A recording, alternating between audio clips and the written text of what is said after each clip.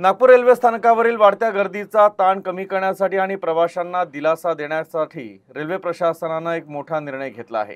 नागपूरच्या काही प्रमुख गाड्या आता अजनी स्थानकावरून चालवण्याची योजना आखली जात आहे।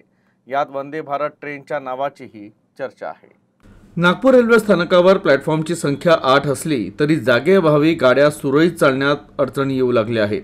याशिवाय स्थानकाच्या विकासाचेही काम सुरू आहे, त्यामुळे आउटर साइडला गाड्या उभ्या ठेवणं सध्या सामान्य बाब झाली आहे। हे लक्षात घेऊन मध्य रेल्वेनं एक मोठं पाऊल उचललं आहे। रेल्वे प्रशासनाच्या मते यावर्षी डिसेंबरपर्यंत अजनी रेल्वे स्थानकावर 4 नवीन प्लॅटफॉर्मचं बांधकाम पूर्ण केलं जाईल, त्यामुळे येथील प्लॅटफॉर्मची संख्या 7 होईल।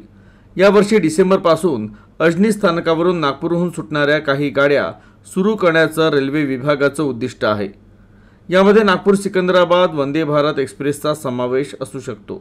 यासोबतच इथून बडनेरा आणि बल्लारशा मार्गावरील इतर प्रमुख गाड्या आणि विशेष गाड्या चालवण्याची योजना आखली जात आहे।